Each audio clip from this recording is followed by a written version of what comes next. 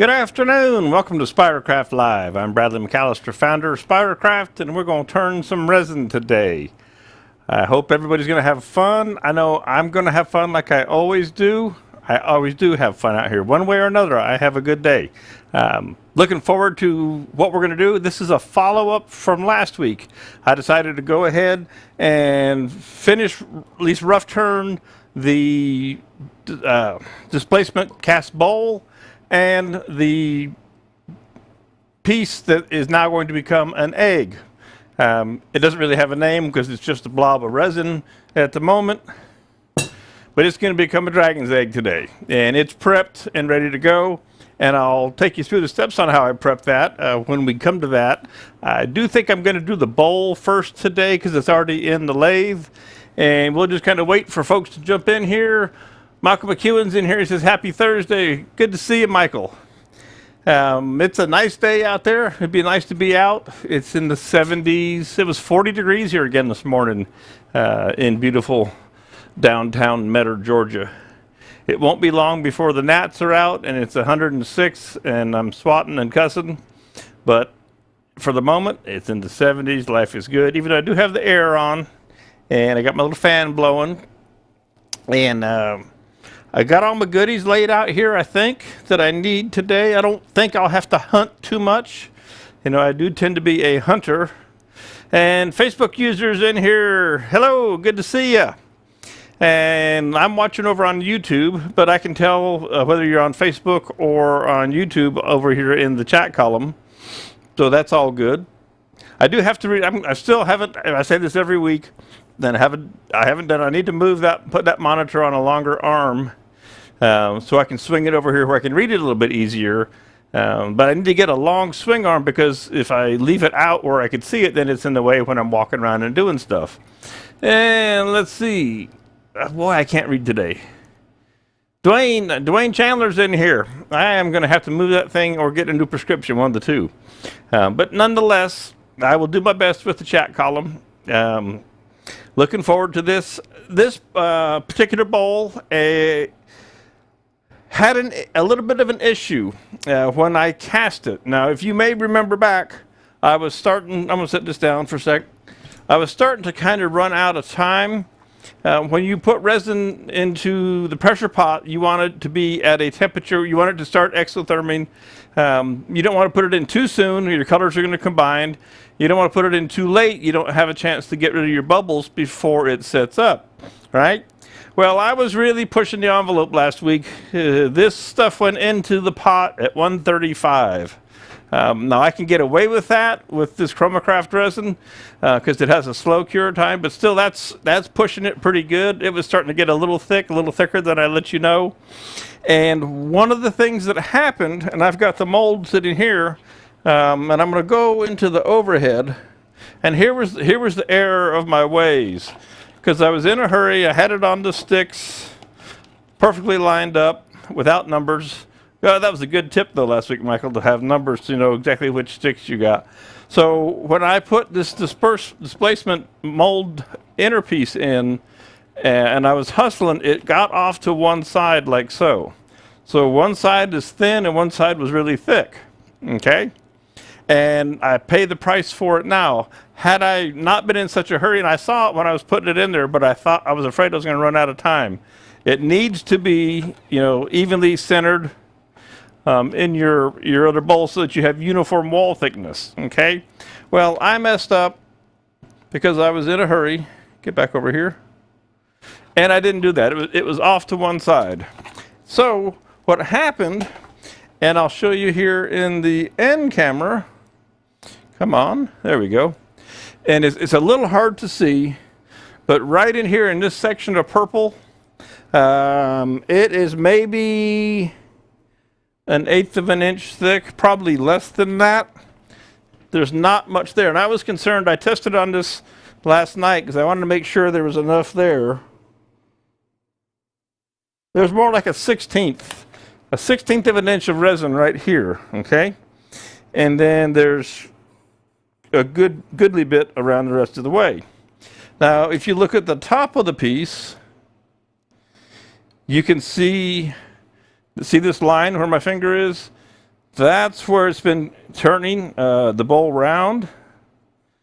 And when we get right to right there, that's one of the thin spots because it's just barely turning that, and that means that that's not thick on the inside. And there I turned it away. All right. So I do believe, because I went around the inside, and here's another one. You can't see that there. Let me show you here. On the inside, here's my line where I've been turning, and it was turning material away. And then here, it doesn't turn any material away. So from here to here on the inside section, which is my thinnest section, it hasn't turned anything away. So that tells me that if I take more material away just in the diameter, I'm probably going to have a hole right here. But what I can do to save this is I can go cut it down. I can cut its height down.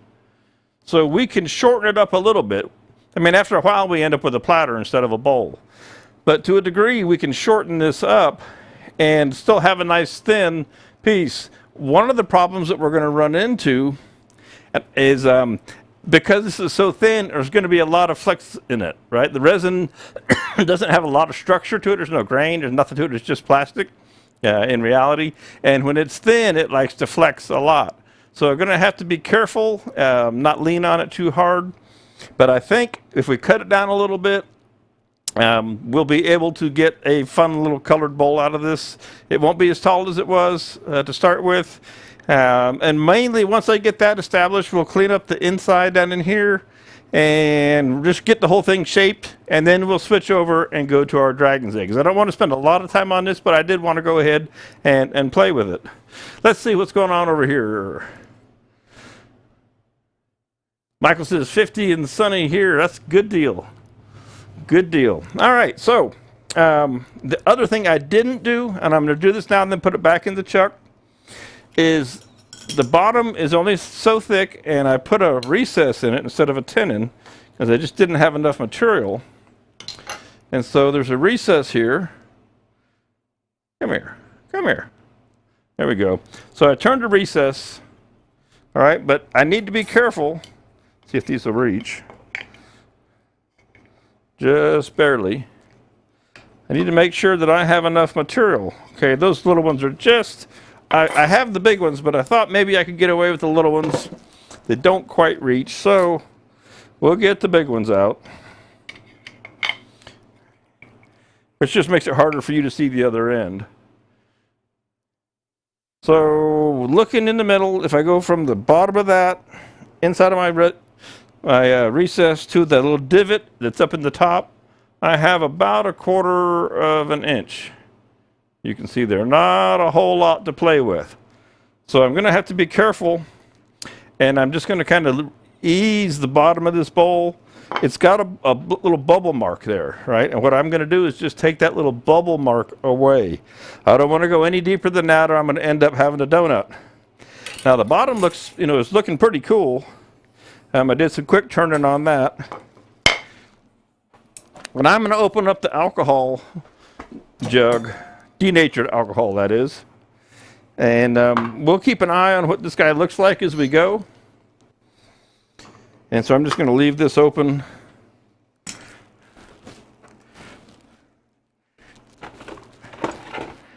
Get a fresh paper towel.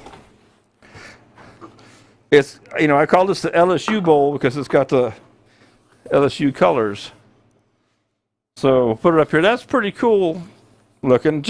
And you can see some of the gray. If you remember, this is yellow, gray, silver, and purple. And that's all that's in it. Okay? And then there's some pearl gold in there as well. So let's pop this back into the chuck. Get that out of the way. Rich, you're on time when you show up, okay? As long as you show up, you're on time. They always say you're not late till you get there, if you've ever heard that expression. You're not late till you get there. Hope you're doing well down there, Rich. Squeeze on that.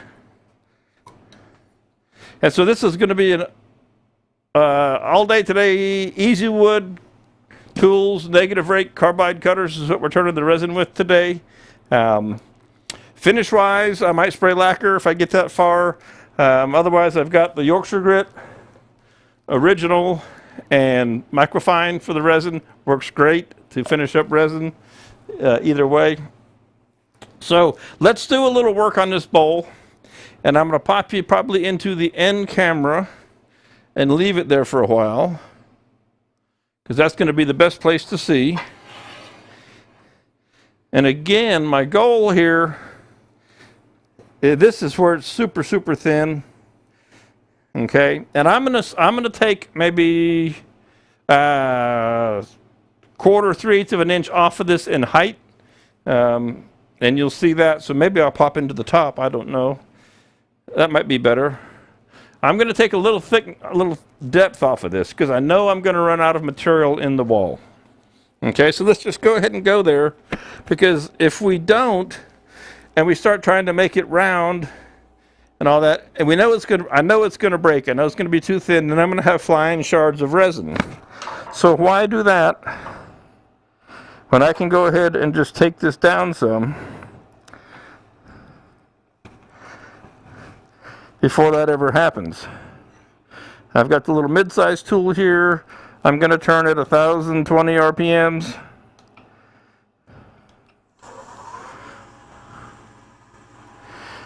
To get going, zip up my jacket so I don't get totally full of resin.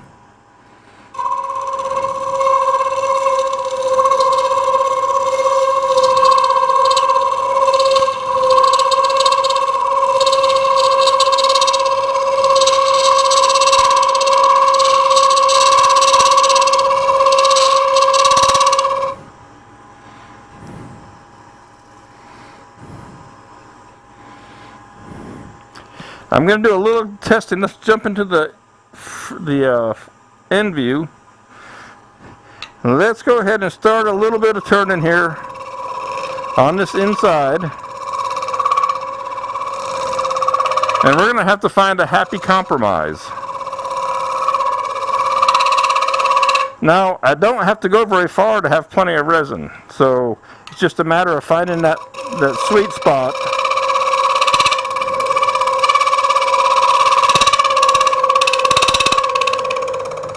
See, there's tons of resin over there, tons of material.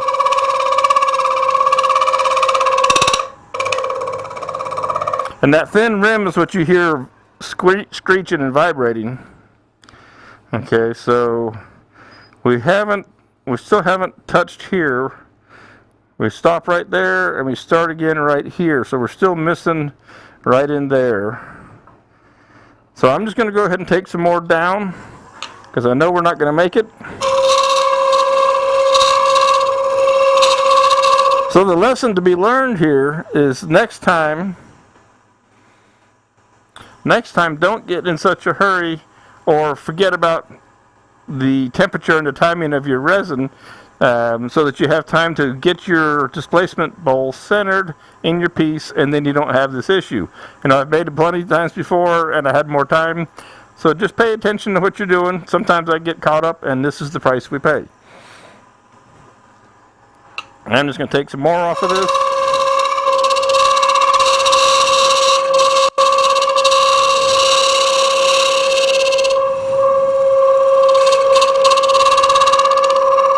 I'd like to have enough to where I could take one of the new Easy Wood negative rake beading tools and put a nice bead around the top of this.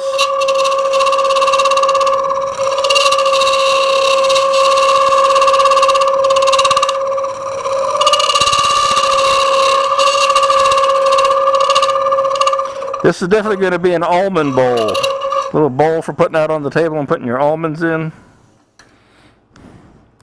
Okay, I think I've got enough now, to work with. We'll see here. We're going to come back to the inside.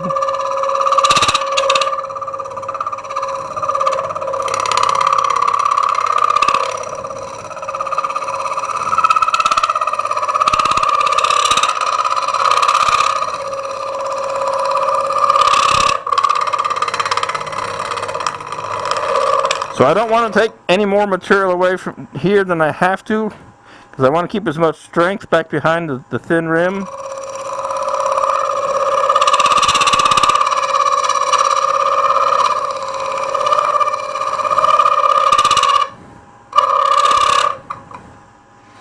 And resin bowls tend to be noisy because they do vibrate. Okay, so we are cutting, not quite. We've still got that little section right there. Boy, it's going to make us work for this one, isn't it? Let me see something here. Do I have a CI5 negative rake? I do. I'm going to come in with a smaller cutter for a minute, a little less surface area. This is a number 1 hollower.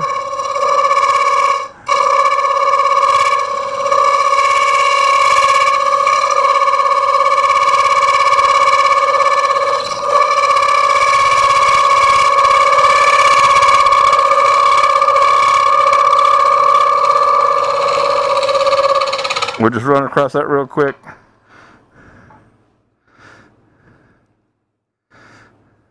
So that is so thin right there, and still hasn't.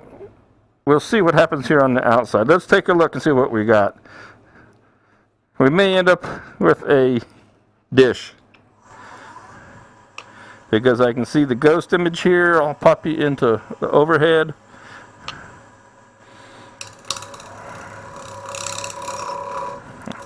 Because once I turned down the height, I hadn't turned this to round down here yet.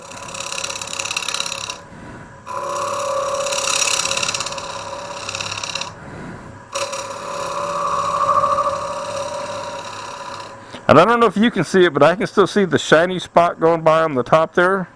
That tells me that I'm not cutting all the resin yet.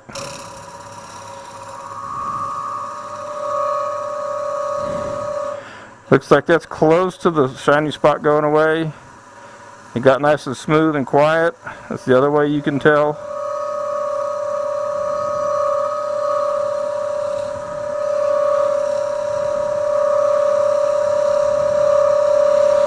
Okay. I can't see. I'm covered up in strands. Let's see what we got going on here. Alright, so we've made it all the way around on the outside. Life is good. We haven't quite, but we're close making it around on the inside. So she's going to be thin-walled at the top. That's okay. If we've got a 1/16 of an inch, we've got a mile. And let me walk over here real quick.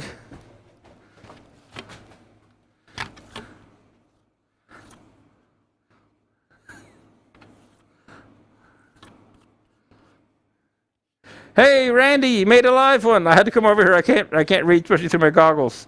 Great that you made it in today. Glad to have you. Hypnotic swirl, watching that spin. Yeah, with those colors, I can imagine that. All right. So if we can just get this inside edge here to not explode. She's gonna vibrate, and I'm gonna turn this up a little bit. If you're gonna blow it up big. Took her up to about 1500. And coming in very lightly, because it is fragile. Oh, that, looking up at the monitors now, I see what you're talking about, Michael. That is quite the swirl there, isn't it?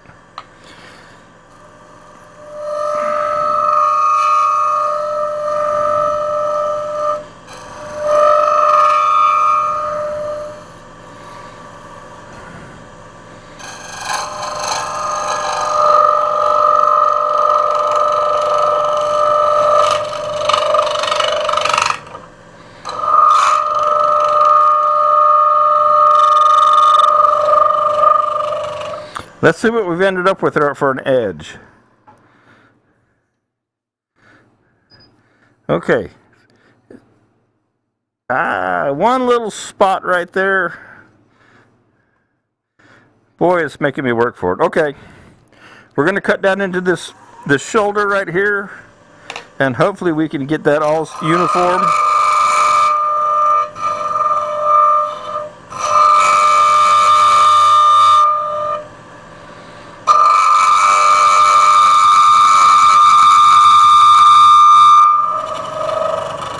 You can hear it flexing and vibrating up there.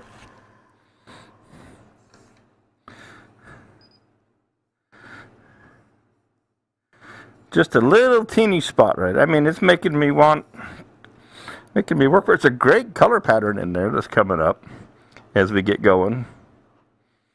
All right, a little bit more. I'm going to double check, make sure I got this guy just as tight as I can. I made her good and tight.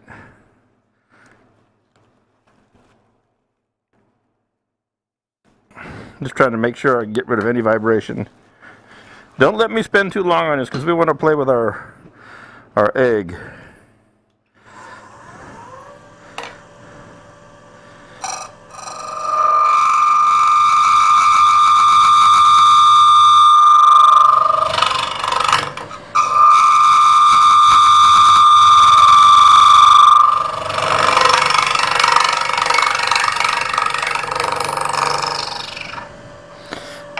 Okay, so I'm just a teeny bit above center.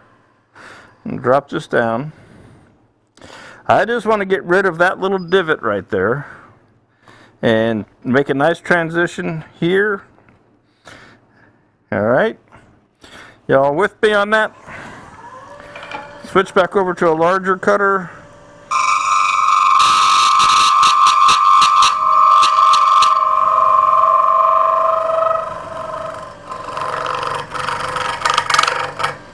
Actually, it looks the smaller one better, or I do.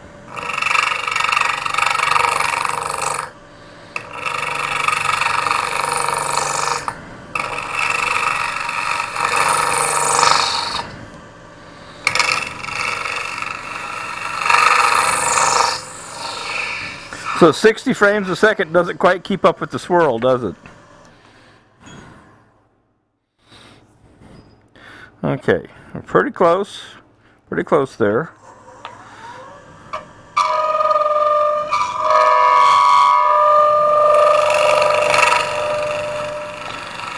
It's just a fun little piece.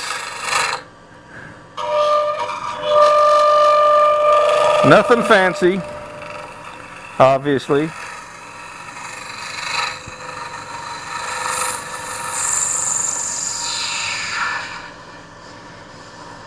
And you always get that little nub right in the middle.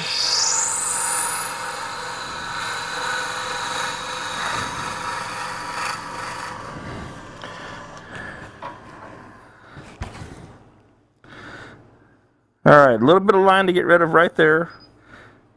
Get that out of there. And there's some chatter up there from Flex.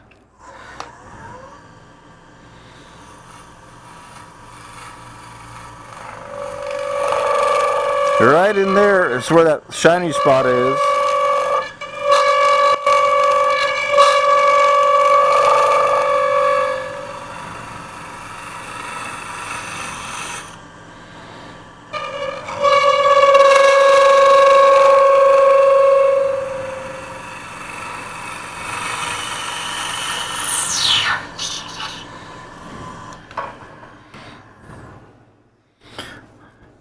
Okay.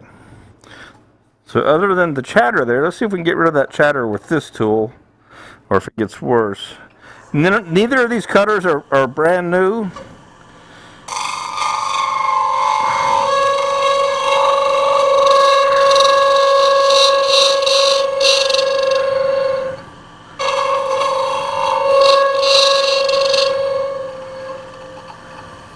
Now if I wanted a chatter tool pattern on there, I couldn't get one. There we go. That's taking care of it for the most part. There's still a little bit there. Another pass or two. Let's take this on up some more. Let's get scary.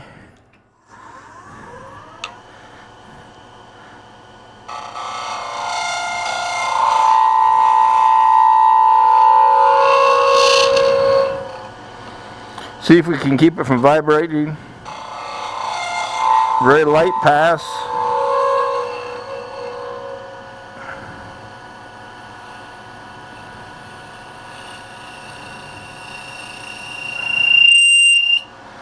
So we're turning about 2,000 right there.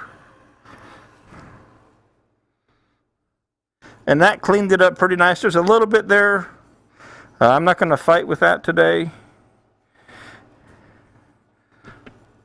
So the inside is now more or less, other than some cleanup, it's in its final shape. We're going to leave it like that. And I'll pull this back and show you what it will look like. Basically, when it gets sanded and finish on it. See that silver pop up there? That's what I was hoping for. So that's pretty cool. I'm quite pleased with that. Got nice swirls in there, and yet some solid patterns. So it's not a pure swirled out piece, which is kind of different. All right. The rim is okay. It's not sharp or anything like that. So that's kind of cool. All right. Now let me look over here real quick.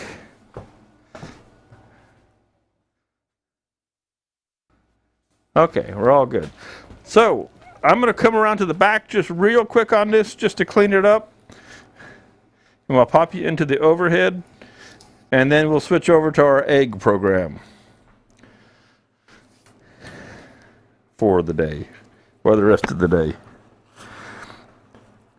Now, one thing, I've got this turning at 1800 RPMs, almost 2000. So I'm going to stand back over here, and I can reach right in here and clean this up. So if this was to explode, at least I'm not directly in the line of fire. That's one of the nice things about a carbide tool and resin. There's no grain, so we can go either direction, any direction we want. But I'm not about to stand right here like this and turn on this piece. All right.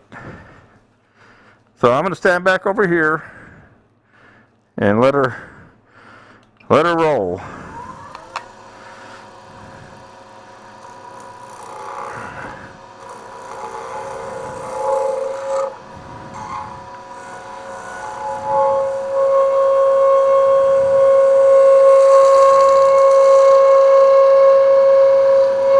And I've actually got a fair bit of material right in here, so I can take a little bit of this out from the outside.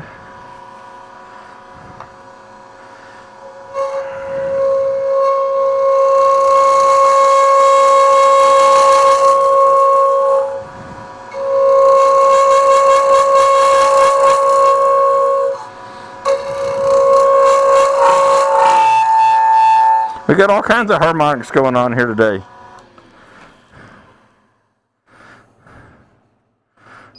Okay, so I've got a little ridge right there. Let's take care of that. I love the pattern on the outside of this. Got a ridge right in here, so I just kind of line my tool up, because it's hard to see, with all the color swirls, it's hard to see where it's not even.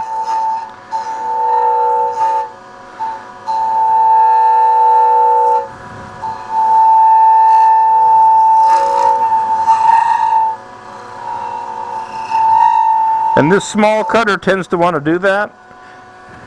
And so what we can do is we can come up and use the larger cutter, and then we can switch over to the radius square cutter.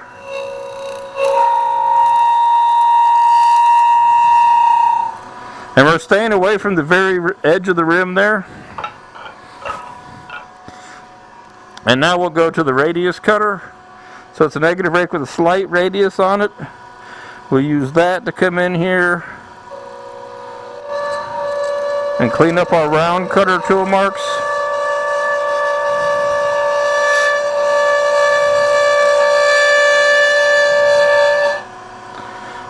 Does a nice job.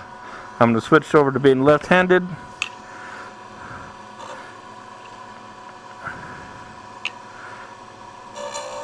And come all the way up to the edge of the rim.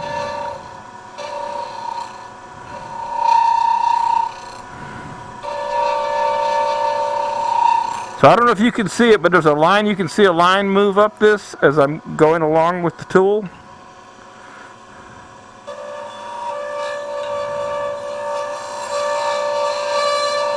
And when you're at this stage, you want to make sure your tool rest was in good shape. Nice and smooth, no nicks or burrs in it. So we have a pretty nice finish on the outside here now. Everything there would sand out without too much trouble. And that's as close as we can get to the chuck. So let's throw some alcohol on here, and you can see what kind of colors we would get. It's small, but it's pretty. Again, there you see that, because there was just a little bit of that silver. You see the silver popping through. And if you were closer, if I could zoom in more, you would see the patterns in this. It's the yellow actually has the pearl in it. That's the gold pearl, but you don't really see it. On the monitors, I can't see it, the gold pearl effect in there. But that's a beautiful, beautiful color pattern. And a nice handy-dandy little bowl. All right? And I was going to take the radius cutters out here on this edge, but I don't really need to. It's pretty much a radius edge as it is. So we're going to leave that just like that, I do believe. Okay, there we go. And so that's how we clean that up. Knock me off a little bit here. All right. Simple little resin bowl. And the beauty of the displacement, that's the term I like to use anyway, is that all this middle, there was no resin in the middle that we wasted, that we just turned away. So we didn't throw away very much resin. I'll pop this. Well, there's, let me get you in the overhead. And it was probably focused about here. So simple little guy, little recess in there. You could come back and fill that recess if you wanted to, so you didn't have it. But this will sand up nicely, and just something to put candy in or whatever, with nice little patterns to it. And if you remember, grab the mold again. All we did, the white inner mold was in place. We poured the resin down through this slot. And I poured in, I can't remember what the order was now, yellow, and then silver, and then purple, just in that order. And I didn't do anything. And the only thing I did was I kind of pushed it up and down a little bit. Didn't do any other swirl. And so that's how we saved that amount of resin. That's right there, that would have been in that bowl. If we had filled it up, that would have been waste. So that's the beauty of a displacement style casting, which I like it. Resin's not cheap.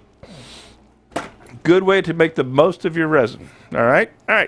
Let's set this guy over here. I'm going to pop you back into just like the overhead for a second. I'm going to walk over here.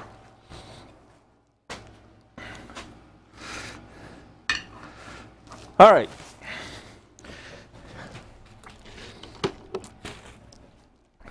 Now, let's have some more fun. This chuck can come off. So, on the egg piece, yesterday I came out and I cleaned up the end. And I can take it out of the chuck now. Sit this here to hold it. And I cleaned up the end and I drilled it and put in a brass insert. Stainless steel bottle stoppers, brass insert that I have for doing bottle stoppers or honey dippers or anything else that you want to do. And so I installed brass insert right there. And the beauty of doing this is they have a mandrel, a universal mandrel, and we can mount the mandrel on the lathe and mount our piece to the mandrel, like so. And we have our workspace. We can bring our tailstock up, which is what we're going to do, and we're going to start to turn this shape. Now, what's the time like? It is 1:36, so I've got an hour and a half. I think I will go ahead and real quick show you how to drill and put in one of the brass inserts.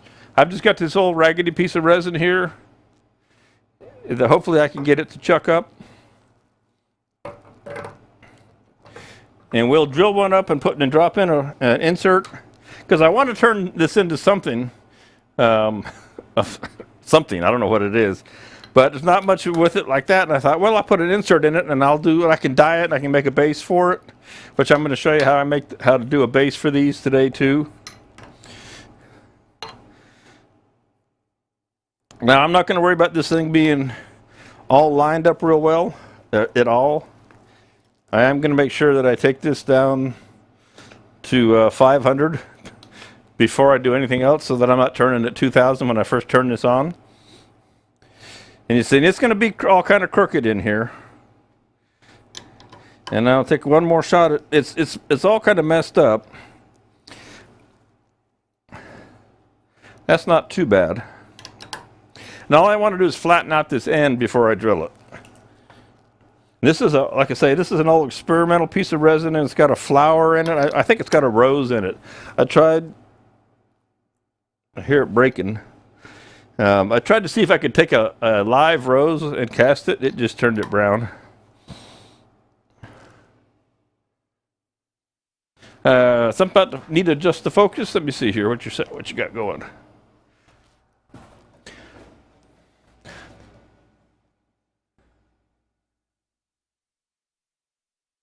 No, I can't read. I couldn't read from there. So the front shot is out of focus. You're saying that's well. The green, that piece is green, and this piece is green. That's for sure. And you're saying that this front screen is out of focus. So is the front screen still out of focus? That front shot, or was the camera just having a moment? If I cover up the green. Okay. All right, now it's good. I don't know. I saw a little bit of fuzziness there too. I'm not sure. That camera over there is on auto and it never has a problem per se. Maybe when we take our hands off of that and the green goes to gray, it might go out of focus. I don't know. If it does, I'll paint it black here real quick. So what we're going to do is I'm going to clean it up. So to save that issue, I'm going to pop it into the end camera. There. And we're going to flatten the top out of this, and then we're going to drill a hole in it. Let's see how she spins at 500. So, you know, it's a little wonky, but we're not going to worry too much about it. We're just going to flatten this off. That will turn round later, or we can turn it round real quick today. Excuse my, let me get my air gun. I got this stuff all in my mask now.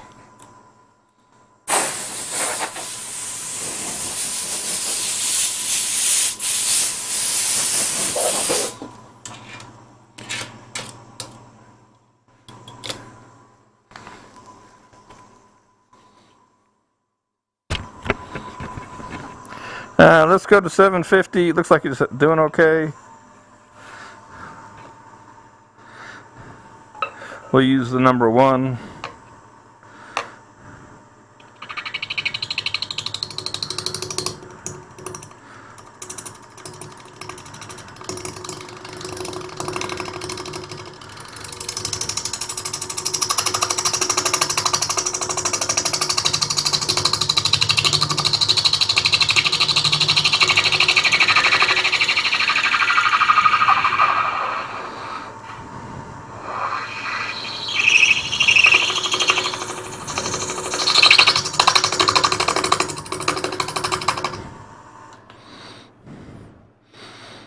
Okay, tell you what, let's do real quick here. So we don't knock it out. Let's throw a tailstock up here. We'll make this good and flat.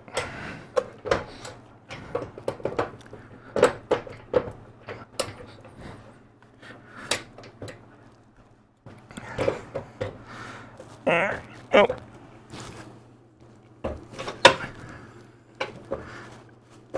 I slid it too far.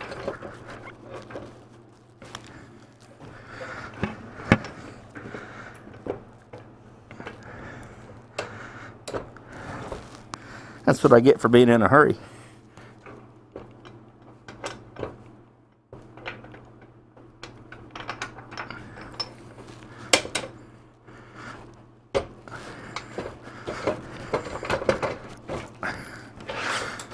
There we go.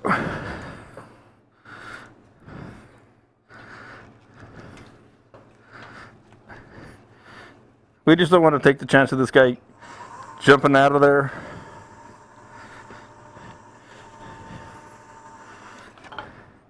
And we'll go ahead and make it true while we're here, since we're here anyway.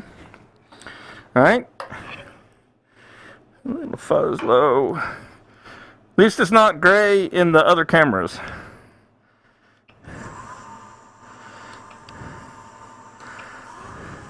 Popped her up to 1,000.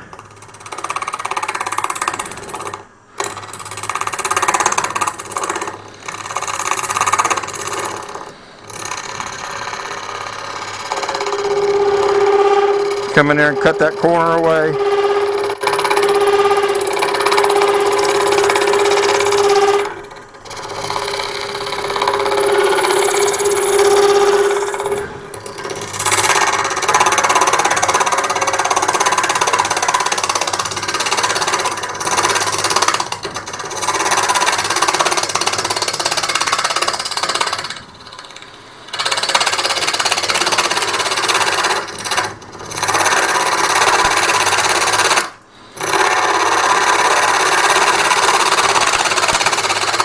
I can never leave anything alone, can I?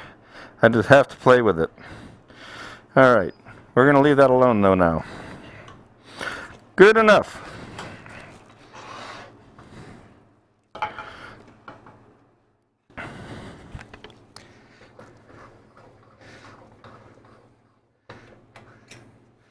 Yeah, I just can't use green anymore, but it's my favorite. Teal is my favorite color. You know? Right, let me reach over here. So what I have is a good old big chuck on a Morse taper, and I have a 1/2-inch Forstner bit mounted up in it. All right, and some tape to mark a depth.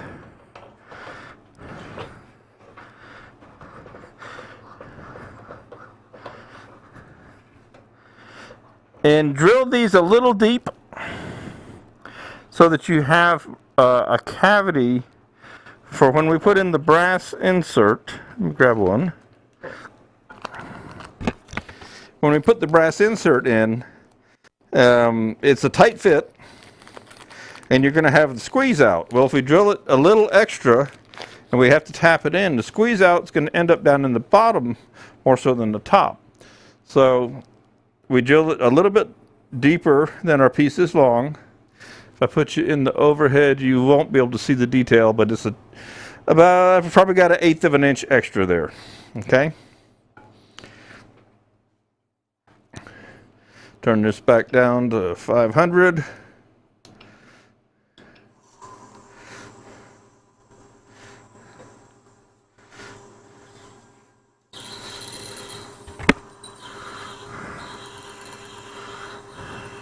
Drill's super easy. Write some tape mark, maybe a tick more. And that's all there is to it for getting that hole in there.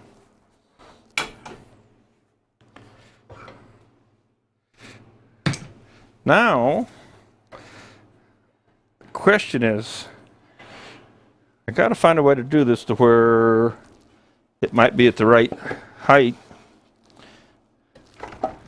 for you guys, for it to be in focus. Let's see what we got here. I'll find a way to lift it up off the table because the focus is at this level. Actually, I'm going to leave it in the chuck.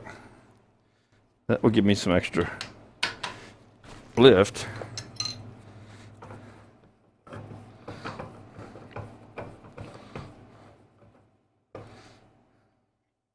So I don't need much.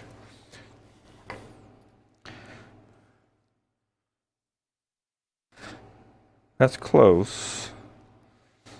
Maybe something a little teeny bit more. Oh, I think I see what I need. This might just be perfect. Might be.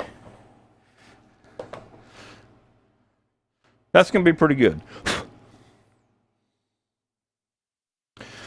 That's pretty well in focus. My finger's pretty much in focus there. Mr. Peters, good to see you. Yeah, Rich, I'm not allowed to use green. Well, I'm going to keep using green in some fashion just because it's my favorite color. Okay, now, in the classic 5-minute epoxies that you get from the store, if that's in focus, the one here on my left says 5-minute epoxy, and the other one says 2-ton epoxy, right? They're both DevCon products. They look exactly the same other than the first 3 words in the names. All right, the 2-ton is dramatically stronger, but it takes a lot longer to cure. The 5-minute sets up a whole lot faster. So 2-ton gives you more time to work and you get a stronger bond in the end. So I have both around, and I got this from the guys at Stainless Steel Bottle Stoppers. Use the 2-ton because it gives you more time to work, plus of course you get a little bit stronger bond. So that's what I do. You don't need but just a little teeny bit, right? So, oh, sorry for sticking my head in there. As usual, I have relied on the dollar store, Dollar Tree, for my little cup. And let's see if I put that in the side one. So my little cup from the Dollar Tree, popsicle stick. Now here's the next little key thing. These inserts are a 3/8 16 thread. All right, and the bolt that I've got in my hand is a matching thread, and it works great because I can use it to insert the piece. You can't see that. Let me go this way. Without getting glue all over me, I can use it to insert the bolt in. All right, and these are also the same bolt I use for making the bases. So these are handy to have around 3/8 16. You get these brass inserts from us on the projects page on Spirocraft. They come in a bag of 6. They're great to work with for things like this. So it makes you a little handle here. We'll set that off for a second. You don't need much glue. You're gonna mix up more than you need, but you can't really help that. It's supposed to be, you know, self-metering and all that. Try and get the air bubble out.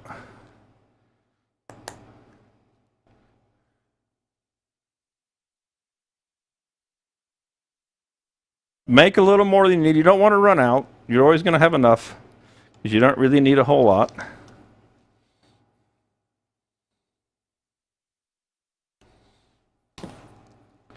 Good old popsicle stick.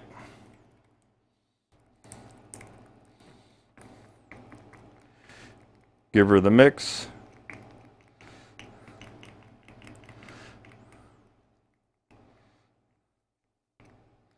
And then I just leave it on the stick, load up the stick, and I come right down in the hole, and I just swirl it around the sides of the hole. Try not to get it on the top like I am. Not that it matters a lot. Okay. Then I get a big stick full, which you can't see me doing.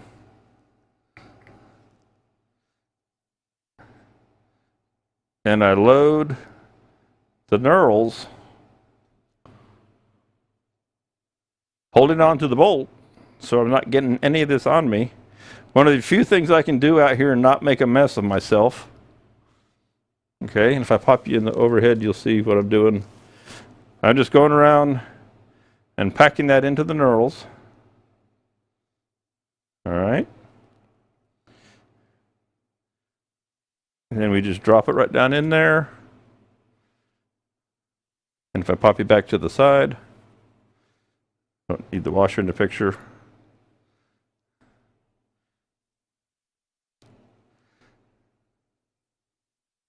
Just set her I like to set them just below flush. Okay. And that's all there is to it. Now, if I take the bolt out, this one,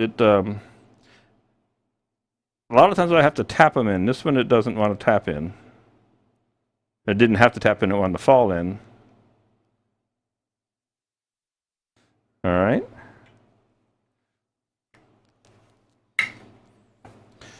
And I'm just going to push that down to flush.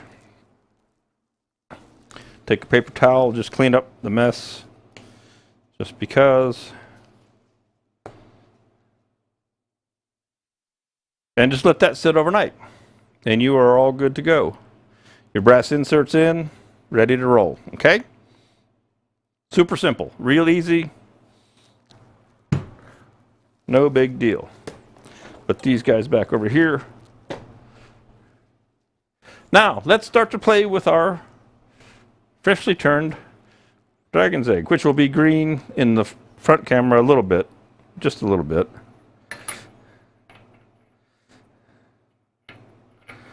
So I put on the mandrel. This is their universal mandrel. And I couldn't find the right wrench for it today, so I found the other wrench for it. It's big enough. A little washer, a little plastic washer on here. And I may adjust the cameras after I put this on. We'll take a look at the cameras and see how things look. Okay. All right, let's see what that looks like in the overhead.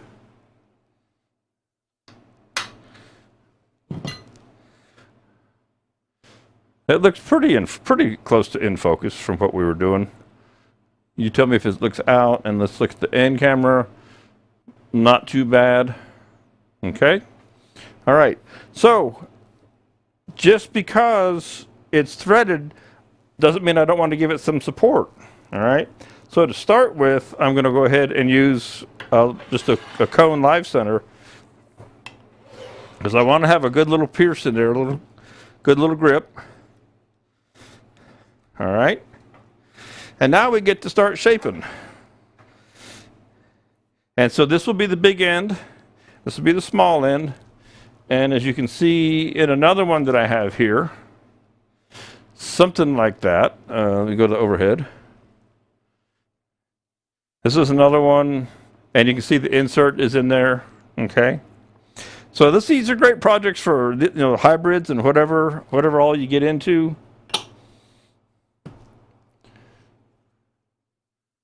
All right. Basic egg shape.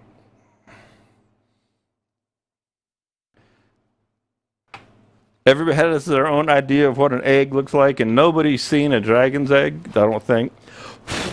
So who can say you're wrong, if you know what I mean?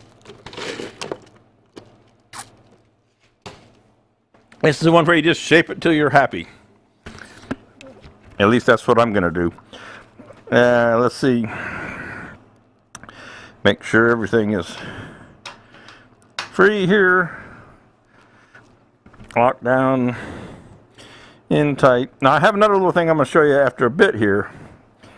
But let's go with 500. We're probably going to turn it at 1,000.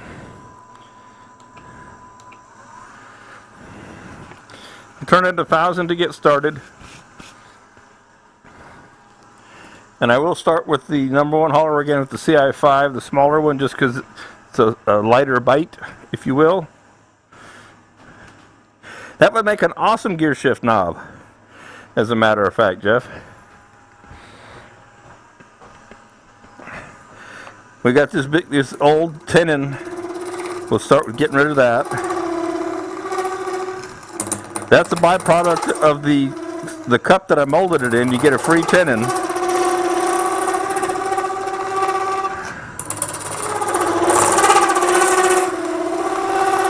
With every $3 soda or iced tea at your favorite deli, you get a free mold with a tenon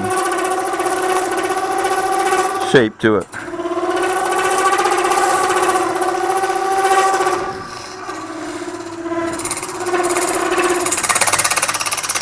Just go ahead and mow down through here. Now, I'm going to turn this up pretty good, because in the middle of this, if you remember, is some of that stabilizing resin bloom, if you will. And I don't know how much structure it has, so I want some speed to cut it clean. So we'll dial her up here around 1800 again.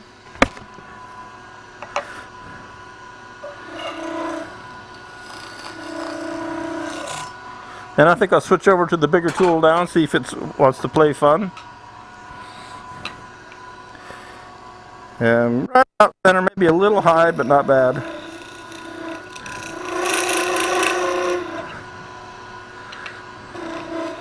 You can note, if you notice, I'm using a small tool rest. Don't need a whole lot of tool rest. That way I can angle it around and all. Now this end is going to come to the point.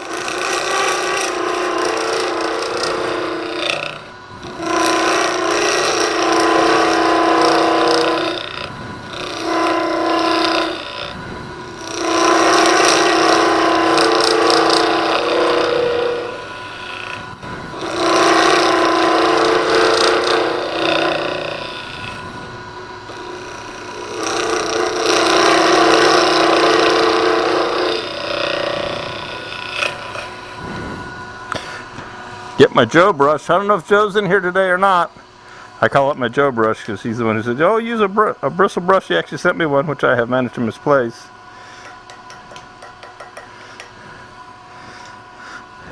To get the streamers out.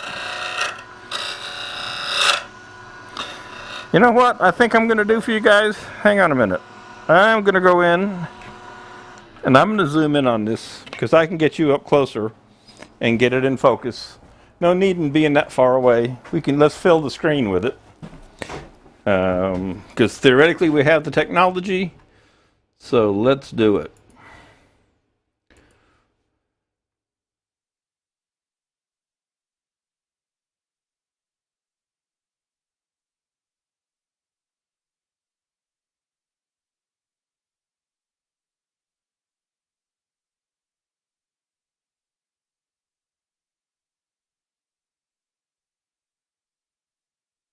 How's that for you?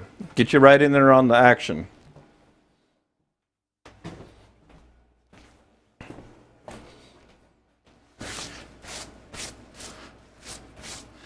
You use a toothbrush. It's not yours or your wife's. You use your dog's toothbrush, right, Rich? This has got some crazy character in it. So we've got gold leaf. This is that resin bloom right there. That looks like a piece of wood, but I think it's just the gold leaf with some other colors in it.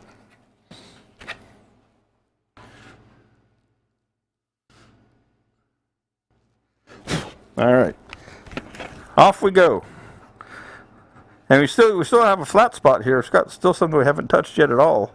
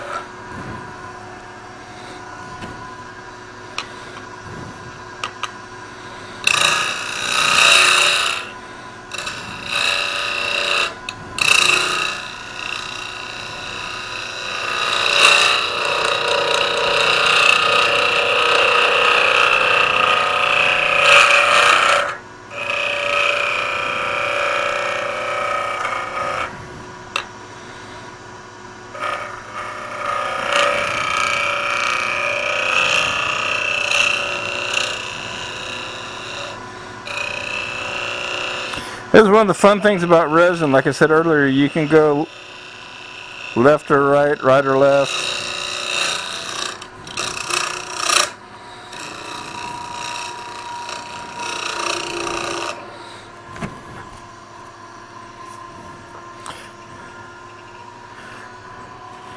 So I just leaned on the speed knob and turned it down. Oops.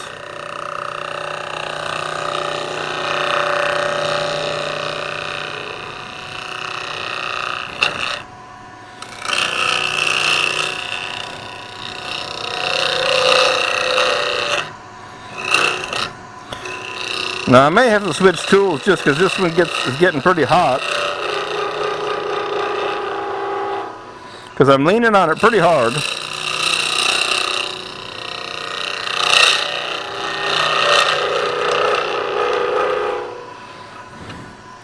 Let's see what that looks like in there. Cool. We've got reds, we've got yellow resin, and we've got gold leaf, and we've got pink. Now that's got a little tear out in it right there. The resin bloom. And then we've got the teal colors. Lots of fun things. So let me walk over here real quick and read this. Dutchman, you gave up on the resin thing, too much of a problem? Oh, we got to get you back in the fold, Dutchman. Resin's fun.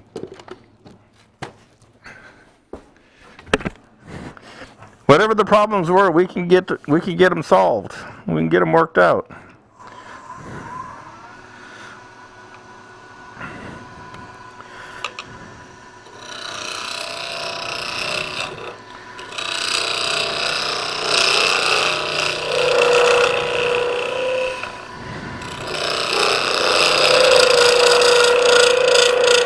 This is going to be a baby mama dragon egg.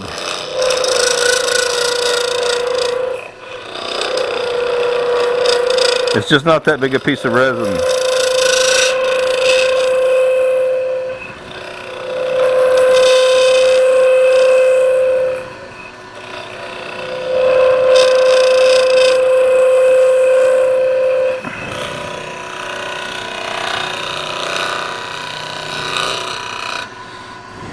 Alright, so here's a little thing I want to do now.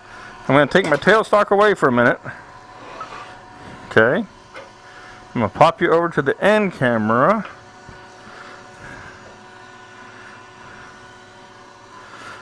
Which, let me go fix that. I want you to have everything as close, since this guy is so small. I don't know if it'll focus with it spinning, but we'll see. We better stop it.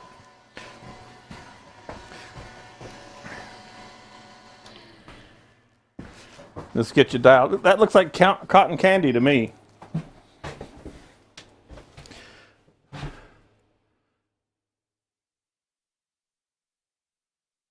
And let's go in a little closer. This one gets a little jittery when you get close. But I think that's okay. There we go. All right, cool beans.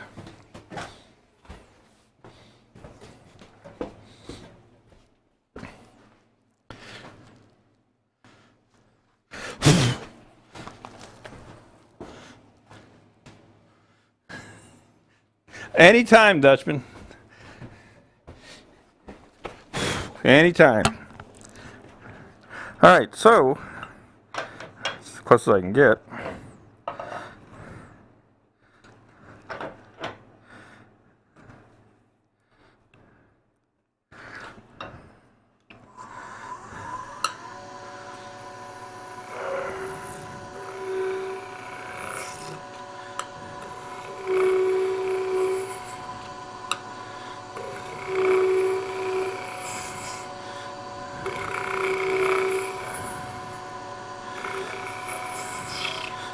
So we take this guy right down to the point. Now I'm going to switch over to the radius cutter to clean this up.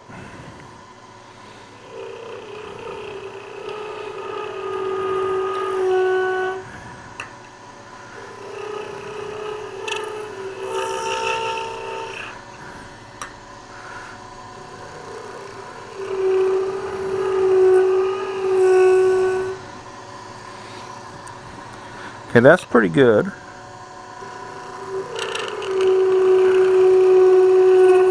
So I want to try something today that I haven't tried before. Imagine that. So here's what that looks like once it's sanded. Pardon my arm. Let's put a little alcohol on here.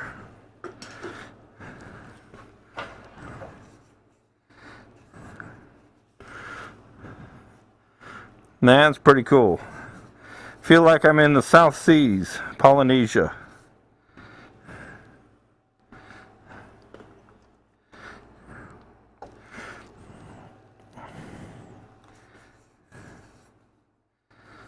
Lots of coolness in there. All right, so, oh, sorry for the arm again. What I have here is the Planet Plus Rotour finial mandrel kit, and this is the finial mandrel, and I'm going to put it into the tailstock. And I have the largest opening, and I don't ask me what the diameter is because I didn't look it up when I grabbed it. I didn't go back in. And we're going to put that as our stabilizer. This is something I haven't, I'm going to try. See if I can reach that far. So that's going to be what stabilizes that little tip, all right? And then we'll be between centers with that. Again, this is the Planet Plus Rotour finial mandrel kit. It comes with 3 different inserts.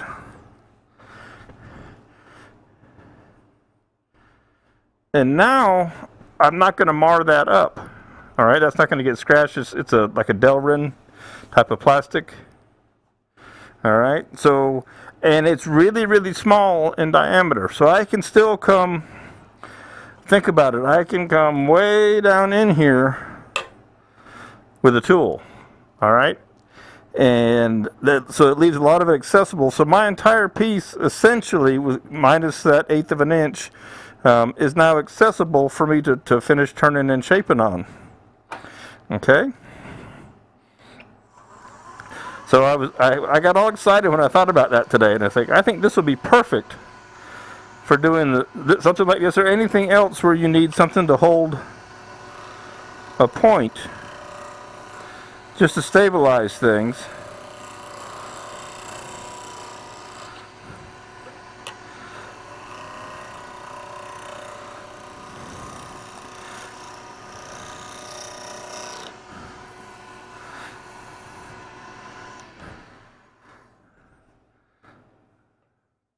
So I'm trying to, there's a little void right there. It's in the, I'm surprised they don't have more. It's in the gold leaf. Because again, when going into the pot at 135, I didn't have a lot of time for it to push out any air or fill any voids up.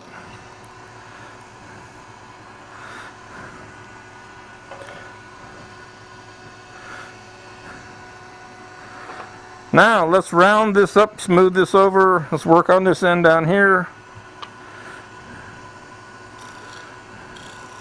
So with this square radius cutter, they typically tell you can see it right there, to cut in the middle of the cutter. Let me move it up. Let me move it over here. They talk about cutting in the middle of the cutter, but you can, if you need to move extra material, you can use the corner, and I'll do that often. I'll lead with the corner of the cutter.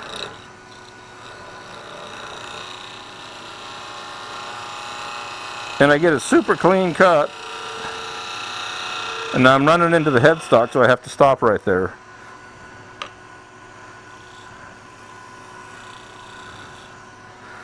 So I'm going to turn back to right-handed here. I'm just going to kind of lean over. And I want to work on this corner. Although I need to do it left-handed because I can't see. Matter of fact, I might even just go back to the round tool for a moment.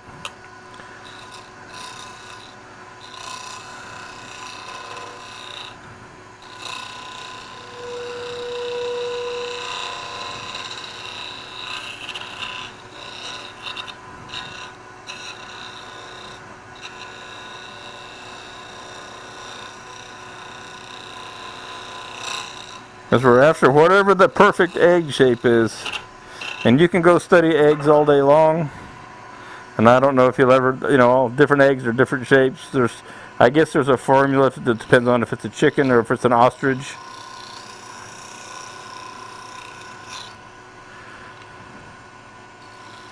How am I doing on time? What time is it?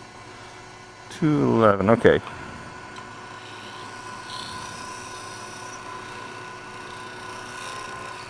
So let's work on this spot right in here.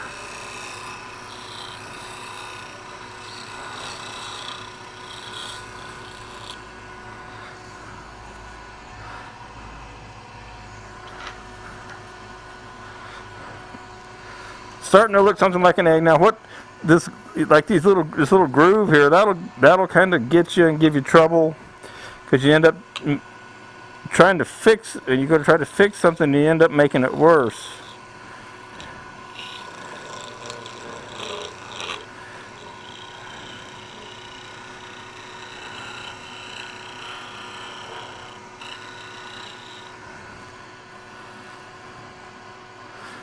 Little hump right there.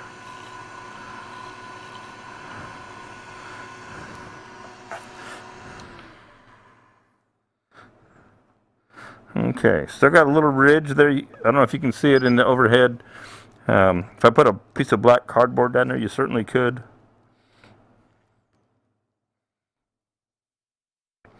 And there's going to be a base down here, so I can work, real close up to the mandrel, but I don't have to get all the way up to it, because I'm going to set this in a little base of a kind. So that's the beauty of using a base for a display base, is you don't have to get all the way right down to the mandrel if you don't want to, or if you can't get there. Again, there's a divot right here. Sorry for the face mask. There's a hole right there, which makes things want to bounce. There's a ridge right here.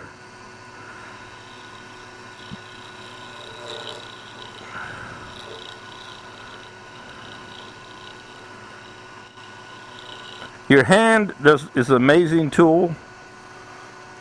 It can feel things that you can't really see, or confirm what you think you see. So like this divot right in here, I've got little lines all around it, and it's because the tool wants to jump. So I'm going to give myself some more speed. I'm safe here between centers.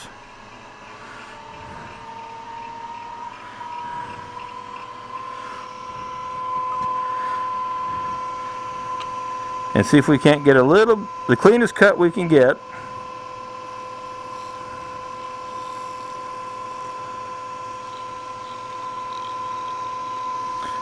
Turning about 2,500.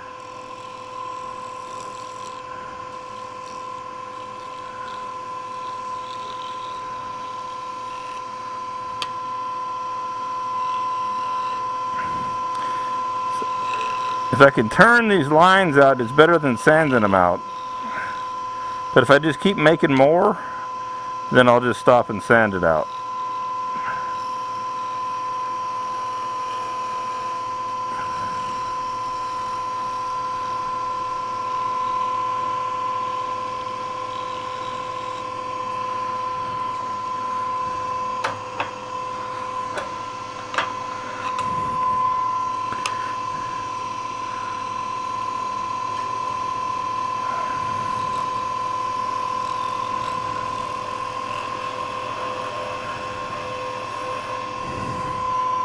Because the less you have to sand, the better off you are. And I didn't even change the cutter, turn the cutter, get freshened it out. Right? So I have a void right there. That's going to be a bother, because if I use the abrasive paste, I'm going to fill that void with the abrasive paste. Right?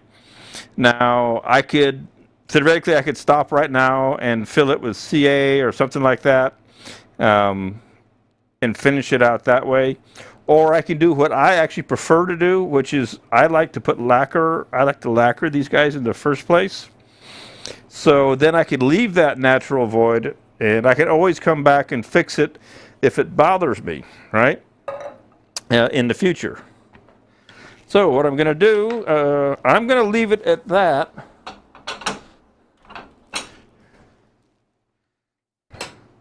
And remember, it's still completely attached to its base there. Okay. And here's what our general look of the piece before we sand it and spray it or anything. That is some nice cosmic colors going on in there. I love the coral color of the accident of the stabilizing resin, and then the folded up gold leaf flake, the easy inlay gold leaf. Is it Tamassi? Correct me, Michael. Tamassi, if I think that's correct pronunciation. Gold leaf. So this thing is really cool. You can see down inside of it. I love this one. I know who this belongs to already. This belongs to my wife. Bridgie claims most of what comes out of here if it looks good. All right, so I've got some sandpaper handy, and I'm just going to run through some grits quickly on this because I can always come back and sand it again. I don't want to spend all day. You don't want to spend all day watching me sand or anything like that. And I think we'll see what happens. I'm going to start with this at 180, at not 2500, but 250, maybe even less, in reverse.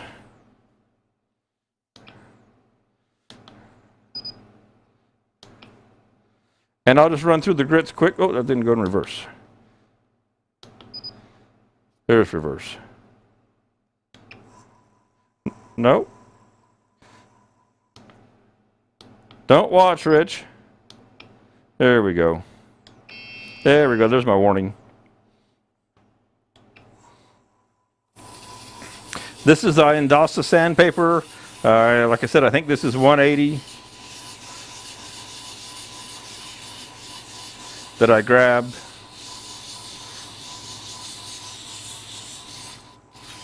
And I should put it on a foam backer, which I have right here.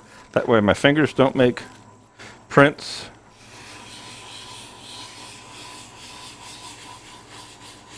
And we can sand right to the end.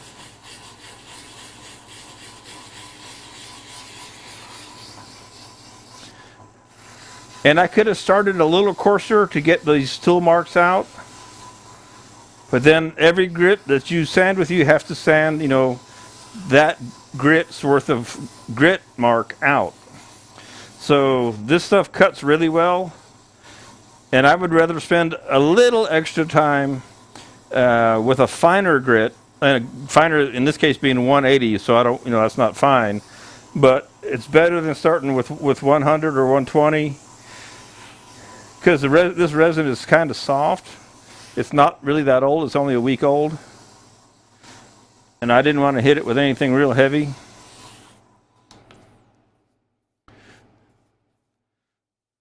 And once we've got the tool marks out, then we can just move right through the grits pretty quickly. And as soon as you don't see shiny, that means you've got the tool marks out. All right, and I've got one left down here. It's probably going to be hidden in the base anyway. And I've already got my sandpapers laid out in order.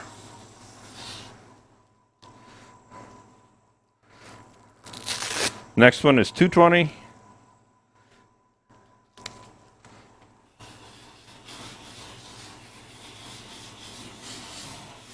I'll pop you into the end camera just for fun for a minute. Hey, Easter's coming. This is Easter colors all over it. Easter eggs.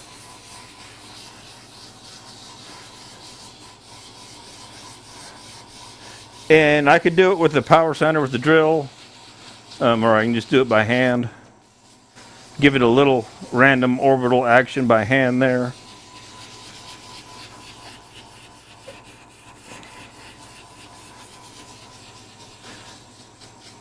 And as long as you see dust coming off of it, it's cutting away.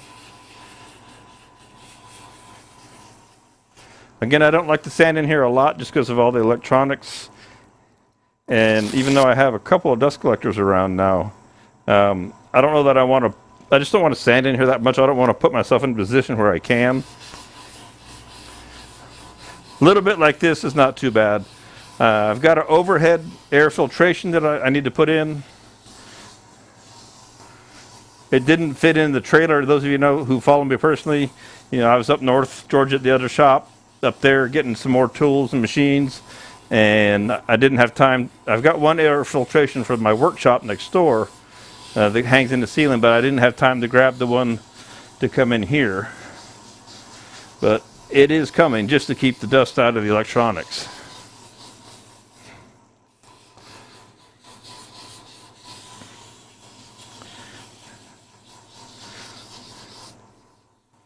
All right, that was 220, and in DOS I love it because it goes, there's 11 or 12 grits. It goes from 40 to 1200, and you know, I have odd grits like 180, 220, 240, 260, 280, 320, 380, 400, 500, 600, 800, 1000, and 1200. And I could sit here and sand to those finer grits, but I know that the lacquer will fill the finer sanding grits. And what I'll do is I put a couple coats of lacquer on, then I'll come and sand it back, and that flattens the finish, so everything is filled in. Again, this would be a perfect candidate for the Yorkshire grit product if it wasn't for that little hole in it, which I just don't want to take the time right now to fill that little hole.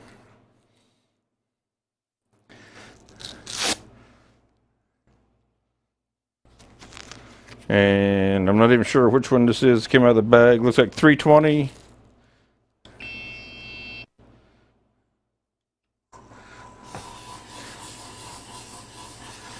And then I think I've got just enough gloss lacquer in the can to put a coat on this.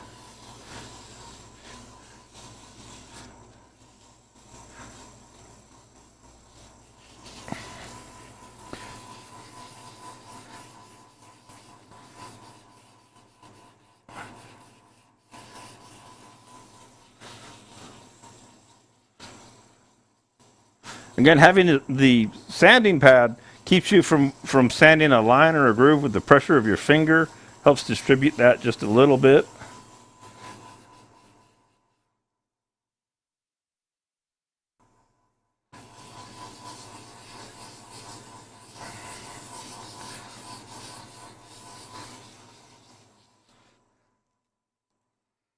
One more grit, and we'll call it good.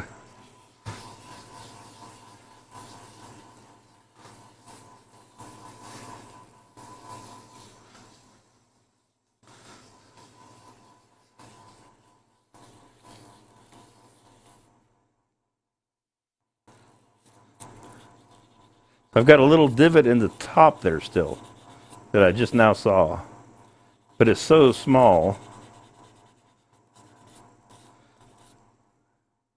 I pretty much could get it out with the 320.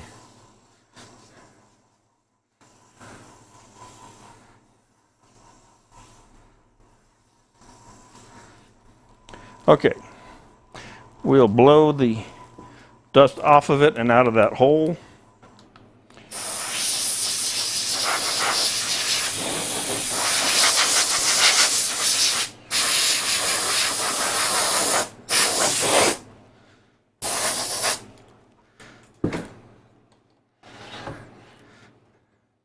And then, I believe I have just enough gloss in here to get a coat on this. And what I'm going to do, I'm going to loosen this up first so I can take this off in a minute.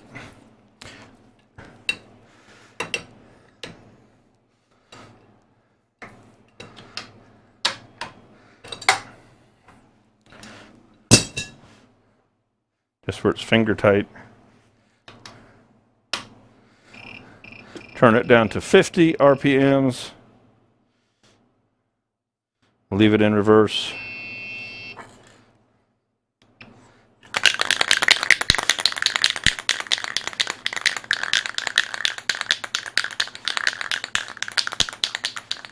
And if I can do a overlay 4.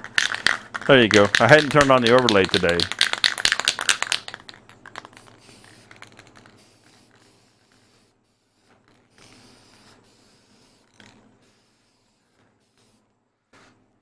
That's a beautiful thing.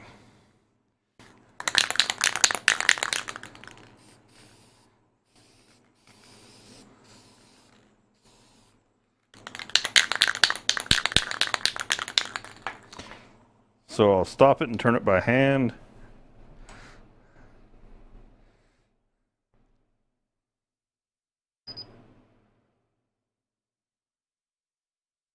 That end camera is not quite so focused, but that is sweet. I mean, if you could see it in person, this is the best shot of it in the overhead. If you could see from close, you can see way down inside it, like right here. You can see way down inside there.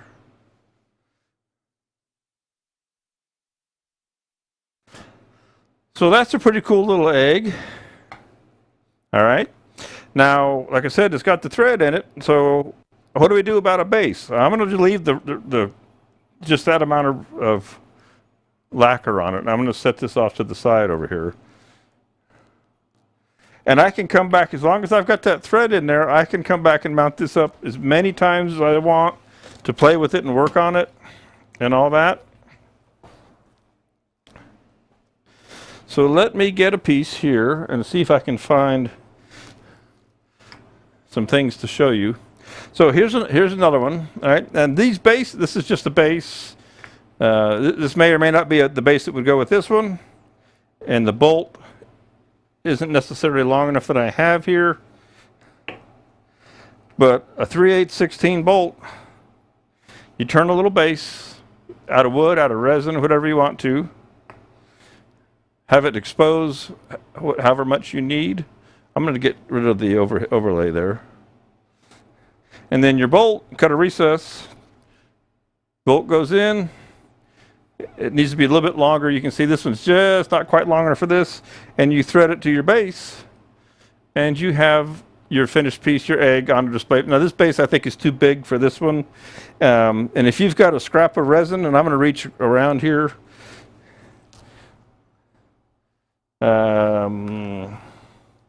Here's a test from doing threads. You know, you could turn those threads away. You could make any kind of base you wanted, drill the hole down through the middle, and mount it up. So you can make the base as ornamental as you want to, and you can, if you don't like it, change it out because you've got your brass insert in your egg. All right. So lots of different ones. You know, you could take, like for that one we just did, you could make a base out of this guy, mount it up to something.